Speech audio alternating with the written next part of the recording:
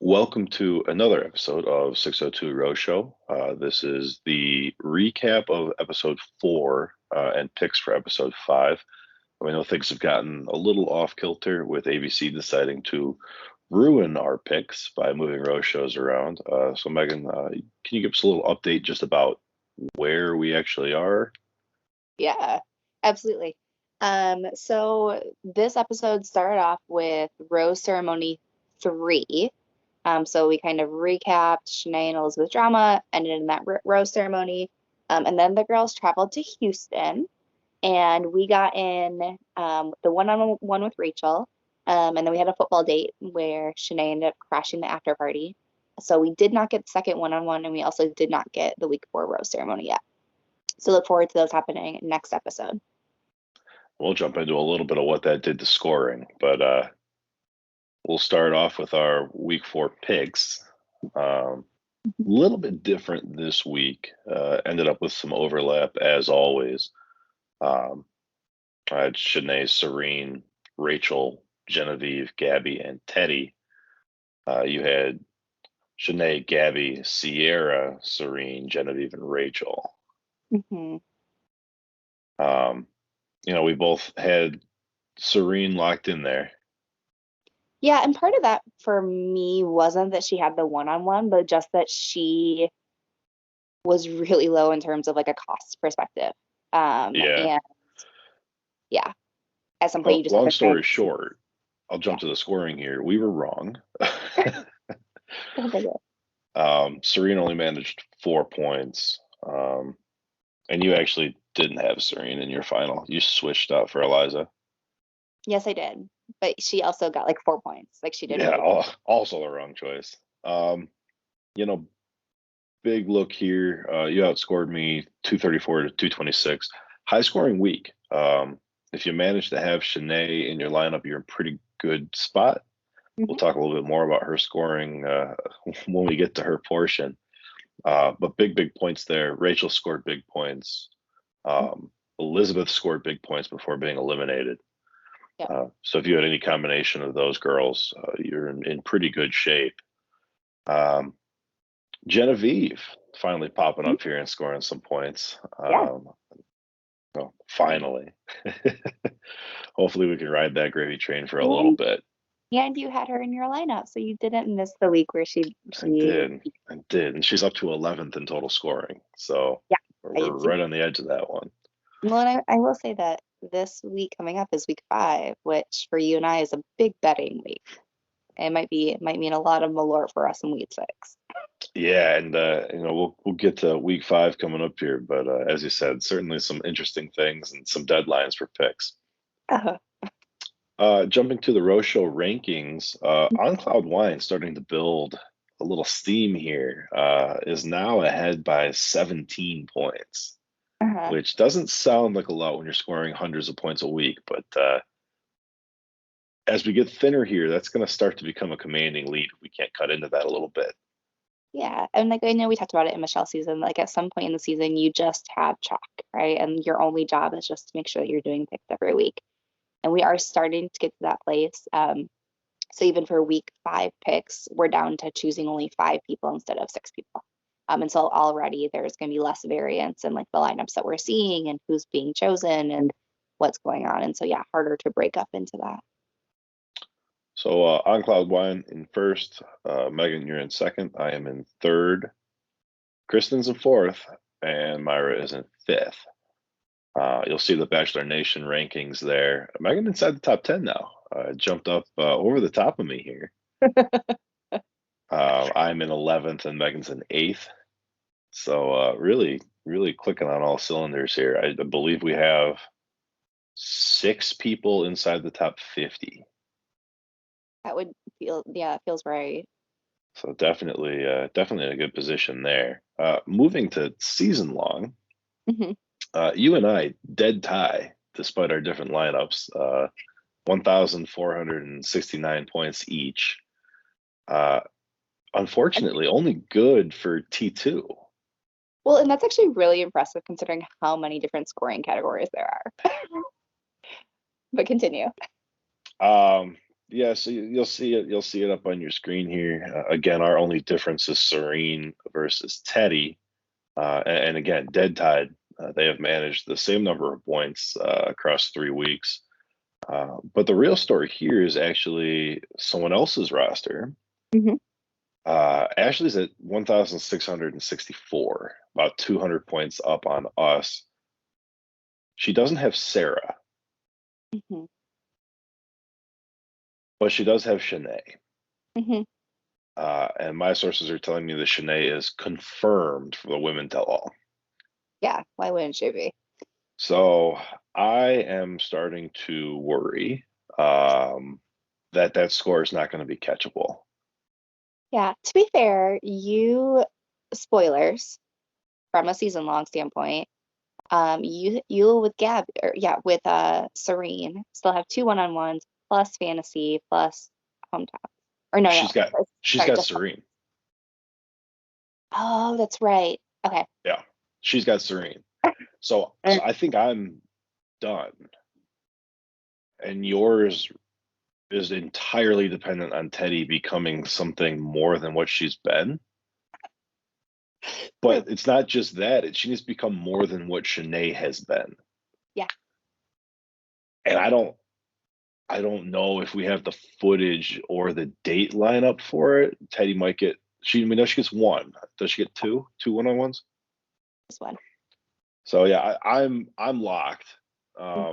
Sarah's gonna score some more points, but not what Shanae's been doing.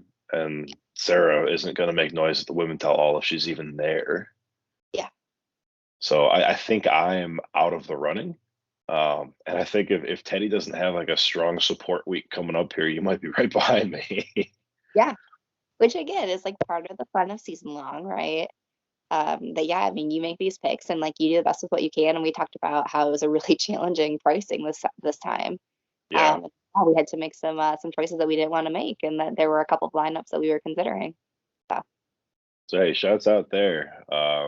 Great job, pretty much across the board on season long. It was a smaller set of entries this year, but the same people up near the top. I think Cadell's in fourth, so right there with us. I think he's like 100 points behind you and me. So we'll see how it shakes out here. But there's a couple scenarios this week specifically where if Shanae puts up another type of performance like she's had, this is over. yeah, and we'll get to that for picks for the picks episode of what we think might happen. But So let's because there, jump over to big three things. yeah, do you want to go first? Well, I can go first. My favorite this week was just the continuing edit that Shanae is getting. And really, it's more indicative of just the edit overall. Um, this has been a really interesting season to watch. Mhm. And we talked about a little bit in the preview how they really need a ratings recovery.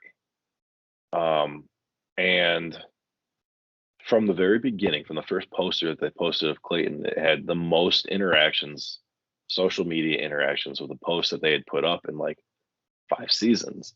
Mhm. And that wasn't by mistake. And this Mhm. Bachelor pick wasn't by mistake. And this casting and editing and producing is not by mistake. It feels very much like they're trying to do everything they can to salvage this franchise from a viewership standpoint. Well, and to return And to roots. yeah, and they're there. I mean, this season is a disaster. Have you looked at the ratings? I have. They Okay. are better than anyone since Matt.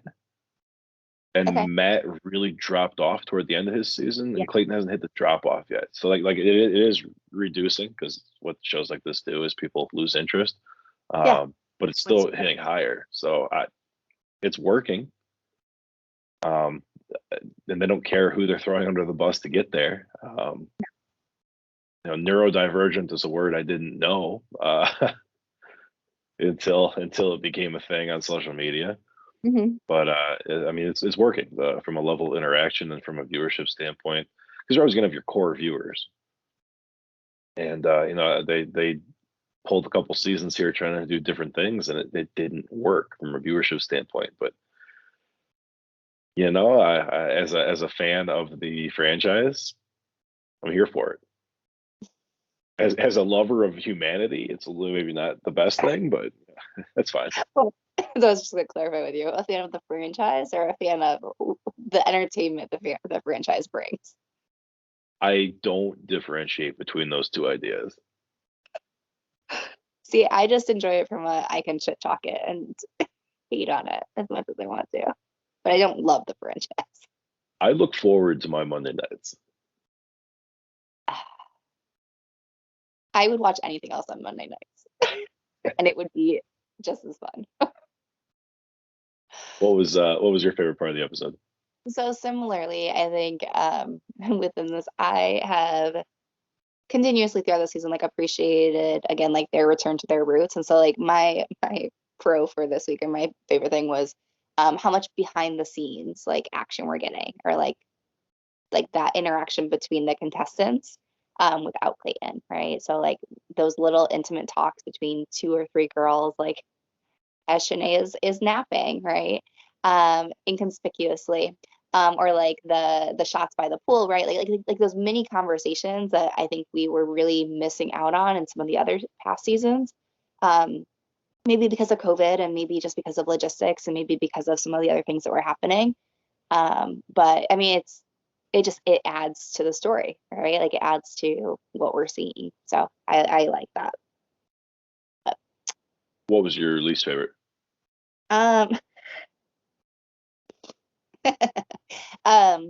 So one of them was I have 2 only because they're all tied together.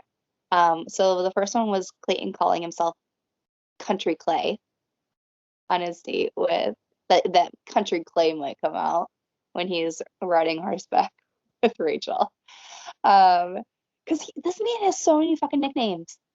So many nicknames. And I don't know if people use them or if he just is creating them himself. So, as a guy who played football for a long time, Yeah. it happens. Yeah. It's not inconceivable to me that he would have several functioning nicknames. Yeah. I don't think Country Clay is one of them. I read it good. It just fit.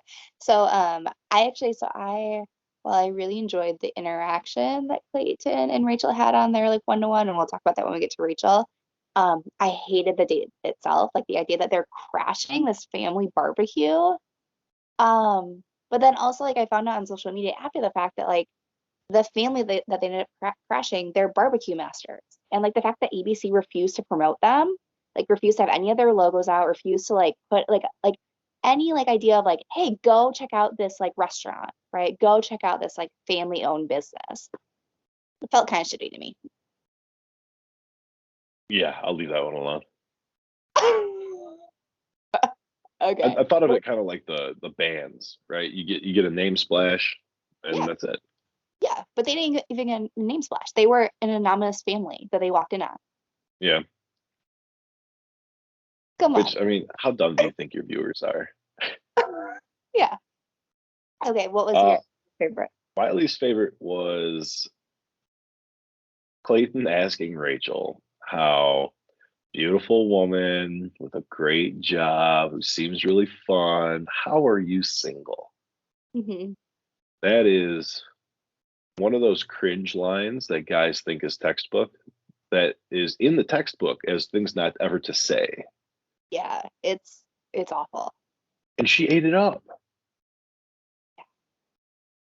Yeah. So that was my least favorite. We don't have to harp on that, but okay. So my What surprise, these kind of like yours, talking about how we have all this intimate time with the girls. Yeah. These girls eat constantly.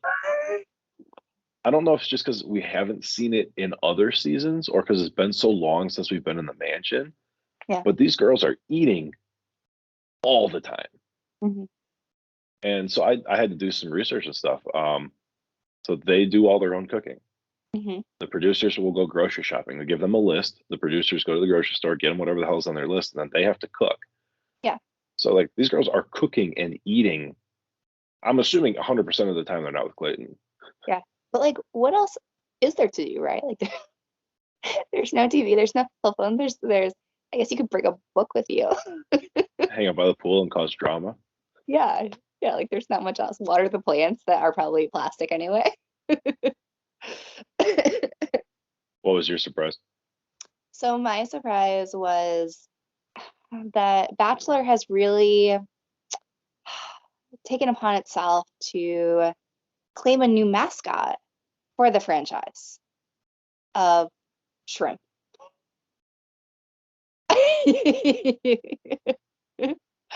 um, like the fact that there were sushi rolls with shrimp tails at the rose ceremony, it really sealed the deal for me, like they are choosing to, just have shrimp be part of their franchise now.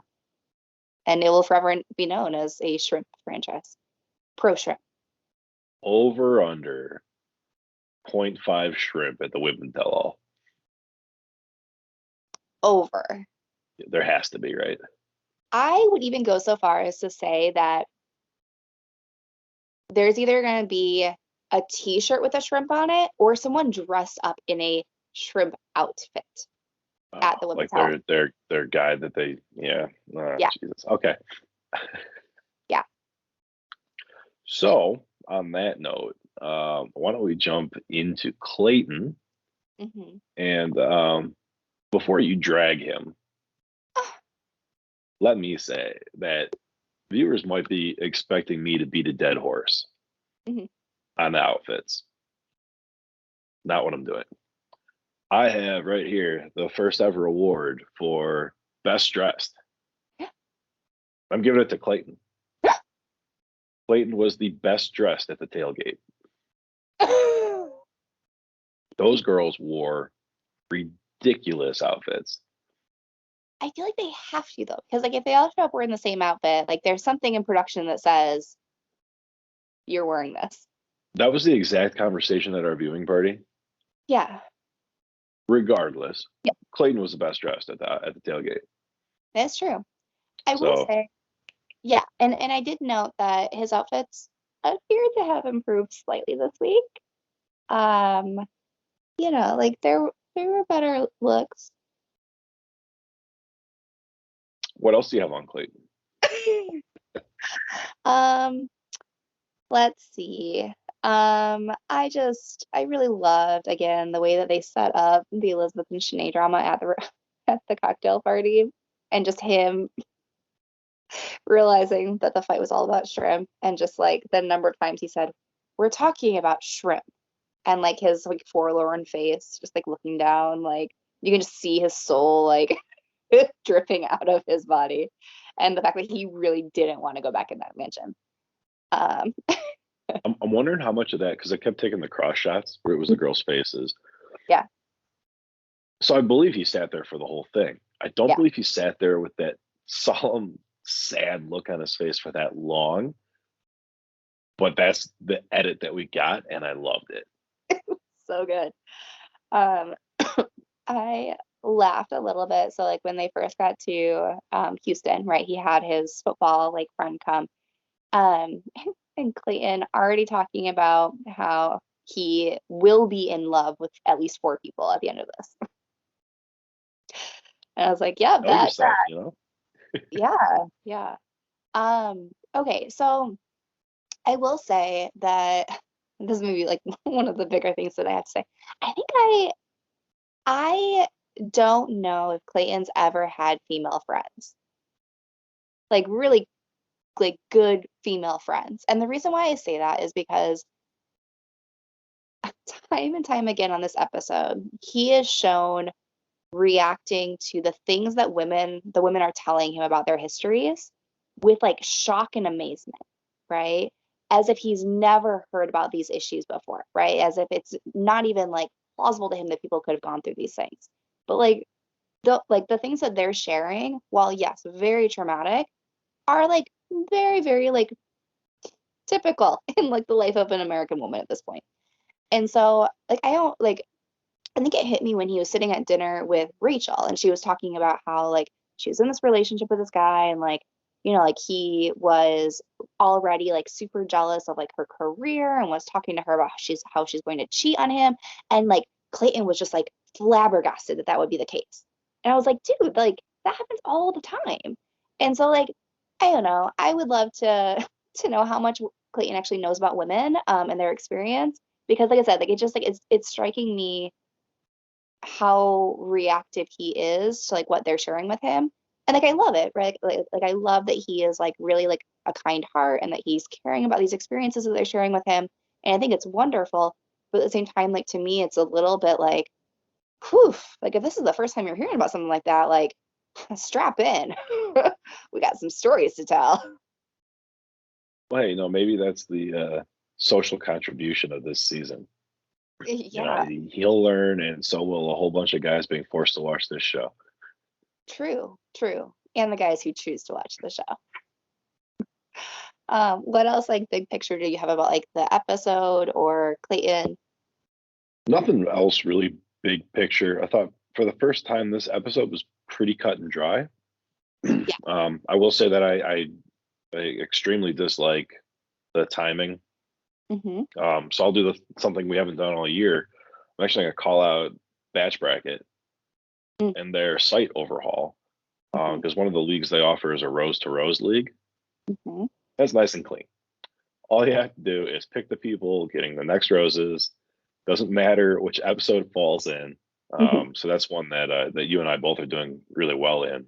Yeah. And maybe that's something if they're going to keep having these episodes all crisscrossed like this. Yeah, I like that stability of a contest format like that. Yeah. Yeah, I agree.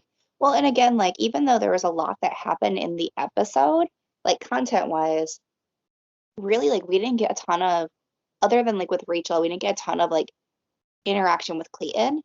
To the point where he was only shown kissing 3 women in this episode, which is a season low for him if you've been keeping track. But I think again, like it shows just like how much this episode was focused on everything but what was happening within Clayton and his relationships. Yeah, I'm really worried about my prop bet because we are pretty much out of time. I'm hoping if we get 2 1-on-1s in this next episode, it might salvage it. Yeah, I mean, we'll talk about what might happen.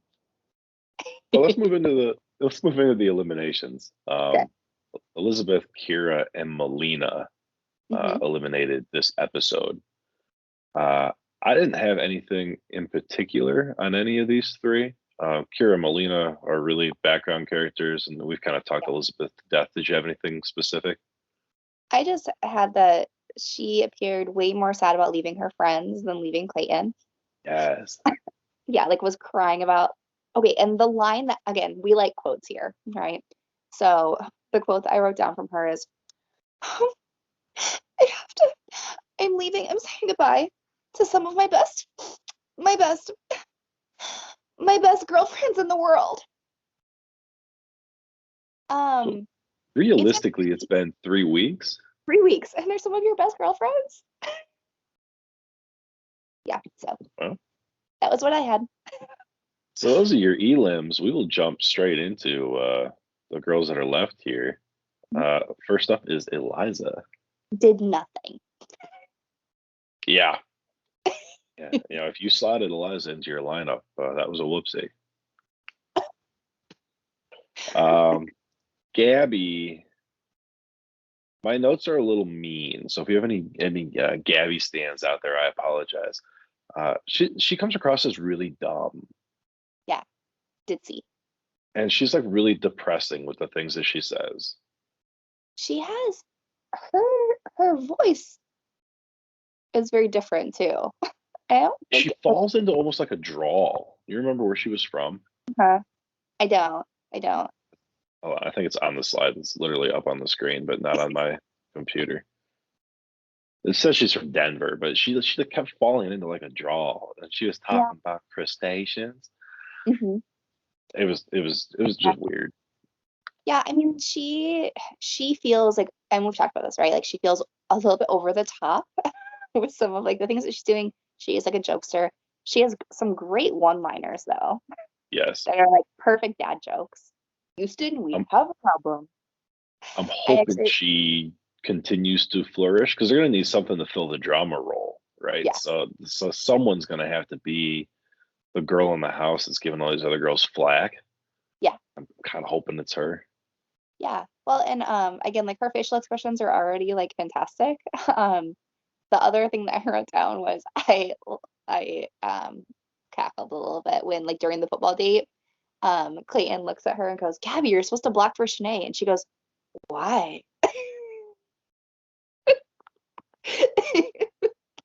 Football date was a gem. Yeah, that was a fucking hot mess. Again, producers are doing it right this season. Like, let's add some physical violence. Uh, Okay, Jen. Genevieve, Yeah, who did get a little physical, did get a little heated. got I some don't fingers. have anything specific on her, Yeah, I but she finally came alive. She scored a ton of points for swearing and talking shit. And, yeah, that's what I have. Is just get in that drama. Let's go. yeah, It's time. I'm a little displeased that it's going to be short lived, but Well, that's again, okay. maybe, and we will talk about that in the picks episode. Because like with like the way the scheduling is now, like I don't know. I don't know where the 2-on-1's gonna fall. If it's gonna be next episode or the following episode. We're going to throw picks on the end of this episode, by the way. Perfect. Just save me some editing time while I'm out of the studio here. Hunter, Hunter. I have no notes on Hunter. we actually saw her and she actually spoke. It's true. That was I what I don't have. I don't think she scored any points. She got a She, rose. she got negative points for some anxiety, but Oh, yeah, I don't know if there are other points that she got. But hate to see it. mhm. Here's another one, Jill, who is we finally saw some emotion out of her.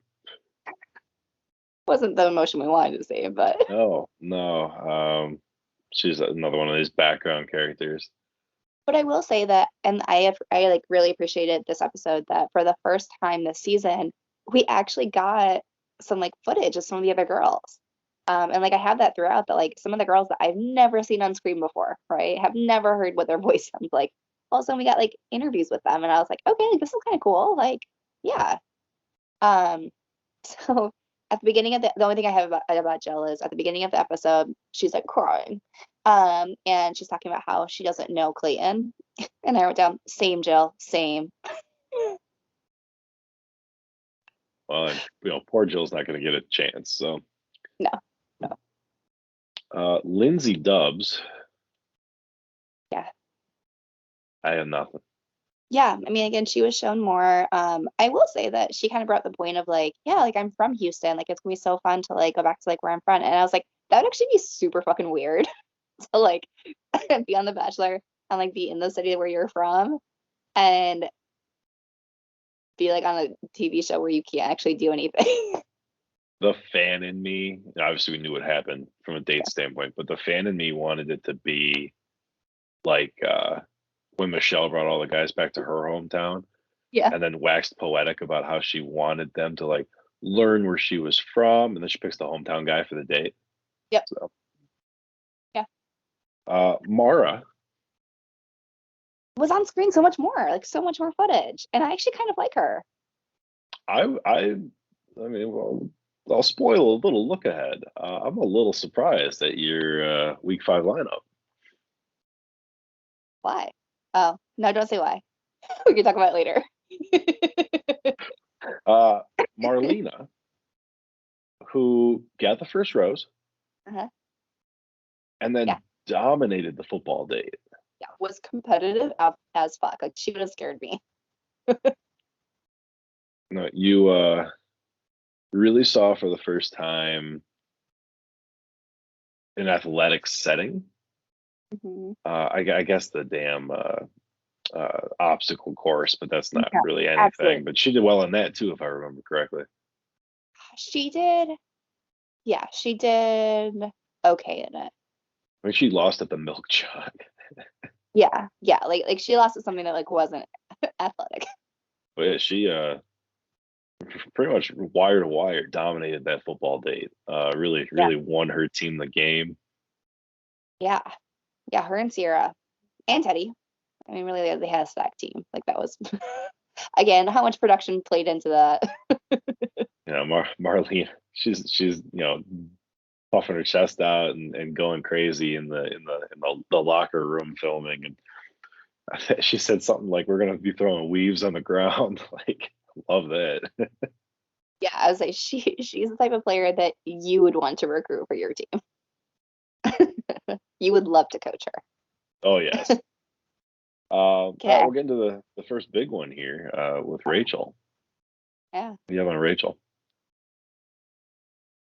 Um, okay, so I have on a positive note, we'll do our compliment sandwich, right? So they do have some real good chemistry. Cannot deny that. I part of me really love like the low keyness of this date, and like I really loved like their like little moment that was like on the walkway of the lake where they were kind of just like sitting and like whispering and stuff. Like it felt intimate. It felt like real. Um, her reaction to Clayton telling her that he would never feel jealous or worried about her being a pilot and going to all these cities and traveling as much as she is and like cheating on him felt like a big reaction. And what I wrote down is like saying that you're not gonna feel those feelings and actually showing, like living it are two very different things. Like, yeah, he can totally tell you day in and day out that he's not gonna feel those ways. But then when you actually get into a relationship, that could change. And again, like just given Clayton's portrayal so far, I I don't know if he can actually like, stand by some of those words that he said. Um, And yeah, I think that it's great that she wants 4 kids. There's my compliment sandwich. Last one That's was a really rough compliment sandwich. Well, because you went a little deeper, I will keep mine very superficial, but I can get on board with the compliment sandwich. Mhm. The whispering was stupid. That's real dumb. When you're on a date and they like close down the entire boardwalk just for you, you don't have to whisper at each other. It's dumb. She looks, and this was a me thing because I got chastised for it at our viewing party here. She looks like a white Selma Hayek, and I'm really here for it. Go back and watch that date. Okay. Really here for it. And she had really bad mom jeans. Okay, So that was an insult sandwich. But we'll keep practicing. We'll keep working on it. no, the compliments in the middle. No, compliments will see the bun. Because like if you make like a ham and Swiss, it's a ham and Swiss. That's what's in the middle. No, but it's supposed to be like compliment, insult, compliment, so they feel better. Oh, Is that we'll keep working on it. We'll keep that's all practicing. I've got on Rachel. It's the extent of my notes. Okay, what about Sarah? I have no notes on Sarah. She played a smaller role in this episode. Like you said, she had a pretty good football date. Yeah. So I did have so in some leagues they give you points for reading out the cards. So she was one of the people who read one of the cards. And I just have down that she got her time knocked out on the after party and didn't really fight it all that well. No, not at all. So Serene, who we kind of talked about on the top of the show, did absolutely nothing in this yeah, episode. yeah, I have nothing. So to, I guess, the big one, Shanae, I have left my note in here. It just says shrimp, shrimp, shrimp. 77 points Hmm. after 89 last week. She Yeah, is number one in scoring by almost double second place. She's at 53. Elizabeth's at 27.3. like I would love to go back to like previous seasons of scoring too to see like if she's like an all-timer because I bet she would be at this point. It's huge. Yeah. We've talked about it quite a bit. You have to have her in your lineup for as long as she's left Hmm. because she's doing a lot with a little. She's getting the preferential edit, but she is giving herself time and she's being a buffoon on TV. Yeah. Well, and honestly, Yeah, like even the week that we know she goes home, like I would argue that you have to have her in that lineup because it's just gonna be like messy as fuck. And that she's gonna get you points. I am So, hoping, Houston's Houston, but one of my all-time. Well, I'll save this. I'll save this for coming yeah, up here. Her dresses were incredible. She looked really, really good this episode. yeah, So between the drama and the outfits, I'm all in on Shanae for this past episode. Here it was a good one. yeah, no, it was. Yeah, I mean, I don't have much on her just because like it really was the Shanae show. And so much of it is like so similar, right? It's the girls are being mean. I've got to get Clayton on my side. I'm going to do that. And then she does it. So like brava. And great follow through. Yeah. Sierra. Drama, drama, drama. Is She seems another to have. Go ahead. I was just saying like another important one to have in the lineup right now. Yeah, she's attached herself to all this nonsense. We'll see if it costs her. Yeah. Susie. We had another quiet episode here. Kind of came out for football a little bit. Yeah. She also read a card, and that was the only note I had on her. Teddi. Second row's out of the ceremony. We got more footage of Teddi than we have in the last couple episodes. And she actually shared a little bit with Clayton about like her family history, and they had like a nice little moment. Again, getting those kisses though. Yeah, it was a nice rebound. Especially noticeable in season long, where she more than outscored her entire year this episode. Mm-hmm. So we know she goes kind of deep, so she's got to start building toward that somehow. And the question is whether or not we get that edit. Yeah. All right. Moving into your very carefully tracked points categories, what do you have for us this week? Okay. So with kisses, surprise, surprise to no one, that the girl with the one-on-one date is going to suddenly become the highest ranking kisser. So right now we have Rachel at 13. Again, she and Clayton did lots of kissing on their date. Sarah and Teddi both have 8. So Rachel, Teddi, and Shanae were actually the only 3 that got kisses this episode. So Teddi was able to kind of get some more ground on that one. She was at 6 previously. And then Susie was 6. As far as that like negative emotion or jealousy, anxiety, we continue to see some of the same people on the top there. So Lyndsey and Jill, and then Shanae's just kind of stagnant at this point. I don't think she's gained it all with that one. Moving on to the drama slide. We talk about needing Shanae and, like I said, Sierra in your lineup. Top 2 for talking smack, which is worth 3 points every time they do it.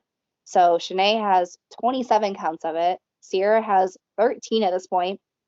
Elizabeth, who was eliminated, has 10. I will say that Gabby, who's still in the competition, is pulling up that top 4 with 6. So Gabby is someone who's kind of climbing the ranks and smack talking. So someone to watch to see if and when she bypasses Elizabeth there.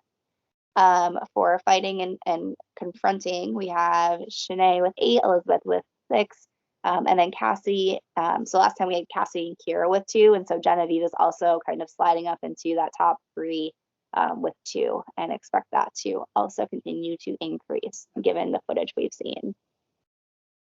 Yeah, and kind of what we've been talking about, you got to have the troublemakers in there, especially this season, because they're getting these extended cut edits and could probably survive being sent home.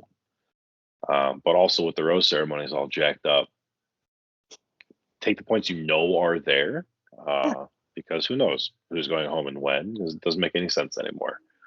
No. We'll get into this a little bit more. I guess right now, week 5 pricing. Again, dependent on previous week scoring. So Shanae up at the top there. I think you have to have her in your lineup despite the cost. As you alluded to earlier, down to 5 girls a week now. So you can take some of these more expensive ones that maybe you'd shy away from because you just have one fewer spot to fill. So Shanae for 27% of your salary is still something you probably have to have in there. Yeah. The ones down at the bottom here are less intriguing to me outside of Serene, who now absolutely should have her one-on-one date in this episode. Yeah. But I'm going to fit as much chalk into my lineup as I can. Another one that jumped out as interesting that we've kind of talked about a little bit is Sierra at 20. But we know there's a 2-on-1 this week. Well, we don't. So we don't. Well, the And amount that they've teased it, there has to be. No, there does not, because they could push it out. And so here's the issue. Here's the issue is that we have on like for week 5, right? Which is supposed to be like the content that we're supposed to, well, so things that we have that we know are coming up, right, in Canada. So we have still to watch the 1-to-1 with Serene, which is going to be probably at least a half hour of the episode. They travel to Canada. Okay, so we have another travel. There is a group date where they do a comedy roast. You think they travel before a ceremony? Oh, I'm sorry. Yes. So we also have the ceremony. Good point. So we have the 1-to-1 with Serene. We have like this is how much shit we have to like cover in one episode. So we have rose ceremony number 4, travel to Canada. We have the group day of the comedy roast. We have a 1-to-1 with Gabby. Plus we have a 2-on-1 with Genevieve and Shanae. And all of that has been previewed in the preview that ABC just put out. And it's all like all of those things are also all over their social media. I think it's all got to come out this week, though. I could see it ending on the Genevieve Shanae elimination. Like I don't know how that all fits. Like I just don't know. I mean, again, like you're spending at least 20 minutes, if not a half hour, on the Serene date. You have the rose ceremony, which they could do quick, but there's probably gonna be a cocktail party this week. So that's like 20 to 30 minutes. That's already almost an hour. Travel to Canada, and then whatever date is first for Canada, right? It'll be Gabby's. Okay, so then that's another half hour. And so then you just have 1 half hour left. And it's either the 2-on-1 or it's the group date. And I could see them doing the group date before they do the 2-on-1 to build suspense. Yeah. I think they're pushing the 2-on-1 until the following week, which is good for Shanae and Genevieve because that means that it's one extra week of drama points. Yeah, and you don't get sent home. I know. I think they're gonna push it. I think they're gonna drag it on, knowing that people are gonna want to see it. I could see it. We do not have the winner of that group date. I do not have the winner of that group date. No, I don't either. I could see them ending where like Shanae and Genevieve are like entering the 2-on-1, and that's like the cut of the like that's like where the episode ends. So let's jump to our picks. Having said everything we just said, these lineups look pretty similar. So as we discussed, so the flip side of everything we just said, guys, is that you can't afford to miss the 1-on-1s. So we both have Serene. We both have Gabby. We both have Genevieve and Shanae. Yep. And that's so that is slots. Those are the 1-on-1s and the 2-on-1. I flexed Eliza in there as a low cost fill, someone I'd like to see more of.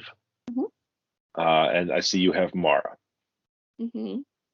So they are both on this group date.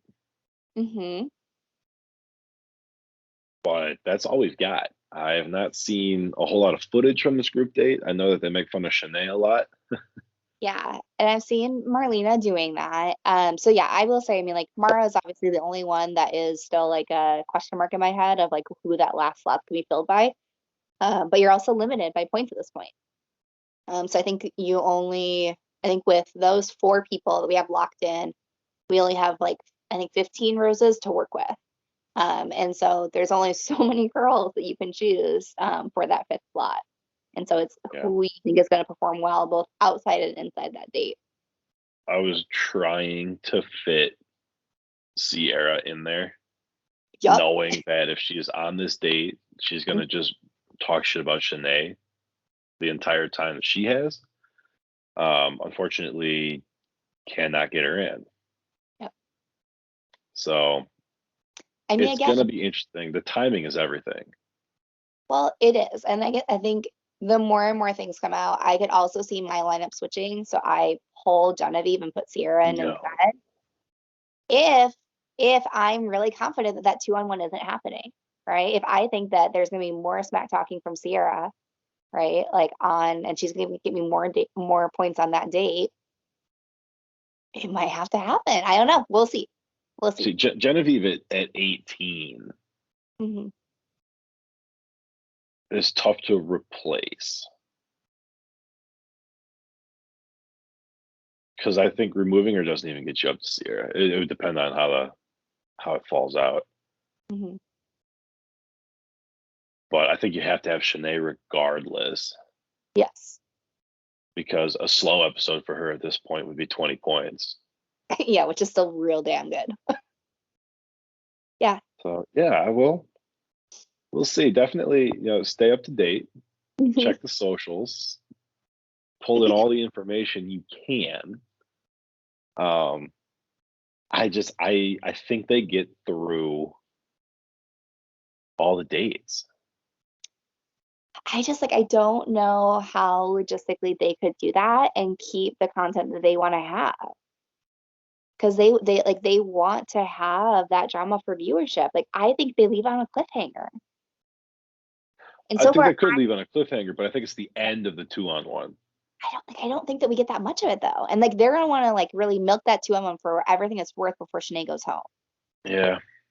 I've been 2 for 2 in my guesses about how True. surprise things are gonna come out. It's true. This is me putting my neck out for number 3 here. Well, hey, you heard it here. Megan touting that record. Um, and you know what? She's beaten me in weekly. So number 8 in the world is telling you Genevieve not happening. No, I did not say that. I did not say that. I said 2-on-1 isn't happening this episode. That is my I'll prediction. I'll tell you what. If I thought the 2-on-1 wasn't happening, I would not have Genevieve in my lineup. Yeah. I'd have to shuffle this whole thing because it would probably take Eliza and Genevieve out of my lineup. Yeah. But I think you have to have Shanae Yeah. regardless because of just the disaster that she is. Yeah, you have to have Shanae and you have to have Serene for sure. Yeah, I mean, it really just depends on the order of these dates in Canada. Because like I said, I think whatever date's third gets cut. But I just don't know which one that's going to be yet. 2-on-1s, generally speaking, close out a series Mm-hmm. in the past. Now, nothing is ever normal, and who knows from an editing standpoint, right? But we Yeah. know, like from a show standpoint, from the product we're given on TV, the 2-on-1s tend to close out sessions. Right. But who knows? Yeah. I mean, Jesse Palmer gave Clayton the right to do whatever he wants to this That's season. true. That's true. I'm hopeful that however this 2-on-1 plays out, that we get another classic scene. Like someone being left on an island as the as the plane flies away. We are at Niagara Falls, so I think that's a pretty good setting. I'm excited. Did you have anything else for weekly? No, that's it. All right. Well, hey, thanks for joining us again. As always, you can find us on the Rose League app. Hashtag 602 Rose Show is the league. Come and join us. You will not win the whole season at this point. I can confidently say that, but you might have a hell of a run week to week and get up at the top of that leaderboard. And it's also just great practice. It really is. It really is. We're also on Fantasizer season long. Locked out of that for now, but bookmark it for next year. Like and subscribe. Club 602 on YouTube, and follow our personal Instagrams because we're funny, and sometimes we post like pictures of food and dogs. Yeah, I mean, I have yet to have anyone slide in my DM, so really disappointed in our listeners. Well, there you go. There's your challenge for the week, guys. See if Genevieve fits in your lineup and slide in Megan's DMs. Thanks for joining us on 602 Row Show, and we will see you next week.